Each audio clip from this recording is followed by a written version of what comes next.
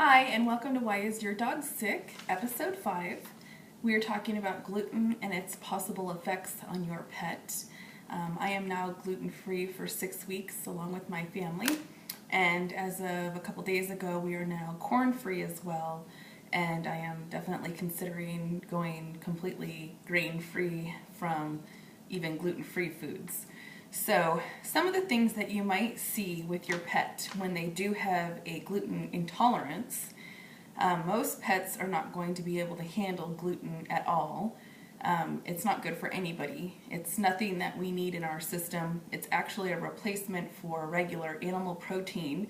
And there's now a dog food commercial out there talking about how they are now using more animal protein in their food instead of plant proteins. So come to find out, they actually utilize plant protein as a source of protein in your dog food, which to me is not good at all. Any protein in food should be from an animal source for dogs, not from a plant, since they aren't meant to eat plants. So I have a little list here that I'll read to you on some of the symptoms that you might encounter with a gluten problem. These are also symptoms that are going to cause the yeast overgrowth in their system and the mange if they do have mange. So some dogs have a more severe form of it come out in their body, in their skin. Some dogs just have slight cases of it, but any of these symptoms in your pet means that they have an allergy to their food. And generally it's going to be to the grains. Sometimes it can be to the meat source as well. So these are things to look out for. And sometimes, like with Stormy, it's the peas with the bison food. So it just depends on the pet. And if you are feeding grain-free, know that I'm doing the best possible. I'm feeding grain-free. Now, if there's another issue that comes about with the grain-free food, you want to look at the ingredients in the grain-free and maybe switch to a different version of the grain-free in their diet. So chronic GI upset, intermittent or continuing diarrhea or constipation, including mucousy stools, vomiting in more severe cases. And I have known some pets that'll cough and vomit. I haven't really seen too many animals that eat and then vomit. Sometimes they will. I know cats tend to do that a little bit more, but any vomiting in your pet, I mean, if they eat their food and a little while later they vomit, then that's of concern. And it can be the food that's the problem. Chewing at their feet, as well as red and inflamed paw pads. So I know when I was a kid, we had our poodle, my parents' poodle, and he constantly licked and chewed at his feet, never really knowing why. Now, obviously, I know why, but back then, you try to treat the symptoms of the feet without actually realizing it's what they're eating. Dermatitis, chronic dry flaky skin, hair loss, redness, bumps, rashes, constant scratching. These are all things that we've discussed previously that go along with mange as well. So these are actual items listed under gluten intolerance in dogs. Chronic ear infections causes a yeast overgrowth leading to dark, smelly, waxy debris in ears, head shaking and scratching, which we all know. Most dogs tend to scratch their ears and shake their head afterwards. Excessive shaking of the head, meaning throughout the day, all day, is definitely a problem with the ears, and a lot of times could be mites, and if not, it could be the problem with their food. So you can clean those ears out, switch their food, and that should go away for you.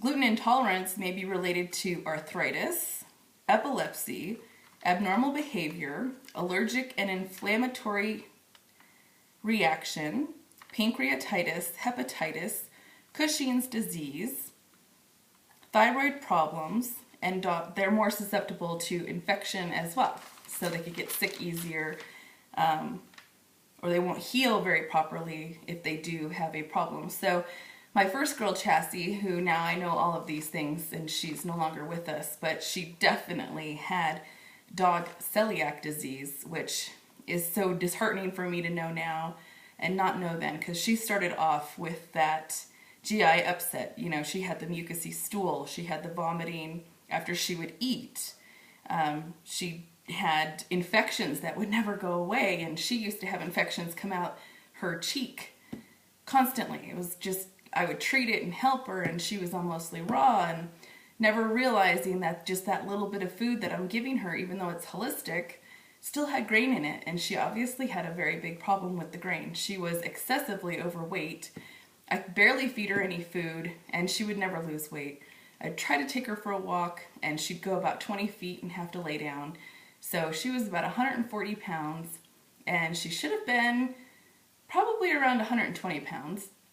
But I just couldn't get that weight off of her, and it was almost like she was bloated too. It wasn't like she was fat. So now I completely understand that the grain was definitely the issue for her. And just with our diet for our family, I've seen a huge decrease in bloating. And just like the corn that I just had to give up, I have found that I have the same reaction with corn. Now, there is gluten in corn. It's a corn gluten. They haven't done any research on corn gluten, and they just say that corn gluten is not the same as grain gluten from your wheat, barley, or rye. As far as I'm concerned, gluten is gluten, and I can't tolerate it. So I am done with corn, which the only thing we really had with corn was tortilla chips, so now we are no longer having those. And I just wanted to point out something for anybody interested in their own personal health for gluten. Owndoc.com, OWNDOC.com, has a lot of information regarding gluten and its effects on people, wheat, different information on grain, and there's actually some little shows on there, YouTube, that are done with Dr. William Davis, and he's actually talking about where it originated, how grain came to be, and what they've done to it since then. So it's kind of amazing to watch, to see how it's been genetically modified, and probably why, or actually is why, we have a problem with it now that we didn't used to have. So again, that's owndoc.com, OWNDOC.com. Dr. William Davis as well, and he does the Wheat Belly blog that you can Google too. So it's wheatbellyblog.com, and he actually talks a lot about the wheat, and there's a lot of discussion on there about just being grain-free completely in your daily life. So once you start something like this as a process, it's just a matter of time before you find out that there's other things giving you a problem. And for us, now when we do get something with gluten, we can feel its effects immediately. And that's not a bad thing. That's actually our immune system telling us that something bad is coming in and that we need not do that anymore. So for those that don't have a problem with it, it just means your immune system's not reacting appropriately. But everybody has a problem with gluten that you can't see. It affects your brain. It causes inflammatory issues. It kills brain cells. And these are all bad things. So neurologically, there's issues if you're having depression, any mental instability, as well as physical issues with your skin, acne, and pimples on your backs of your arms, your legs, dermatitis, hepatitis, which is something that I've done a lot of research on and can be very severe, but I think it can be very light too. So dogs also get that, and that's the rash, pimple-like bumps that they get either on their face, or it can be just bumps that happen along the back, in between their fur will stick out. So if they have little bumps like that on their skin, then that's usually cause for concern. So all of these things lead back to food for animals and for humans as well. So we need to keep those things in mind and make sure that we pay attention to that and know that it does do harm for your pet. Even a mental instability with your animal can be caused by their food. So I've known a lot of people that switch over to a raw diet and they're amazed at the calming effect it has on their pets. So maybe a hyper overactive animal's now calm and docile or not aggressive. So it's definitely a good diet if you have an aggressive dog and you're trying to calm them down, to go ahead and give grain-free a try and see how it does for your pet. And we know it's not going to hurt them in any sense, and it's not going to cost you any more money than a regular high-end commercial dog food diet. So keep these things in mind, and if you have any questions, please let me know. Otherwise,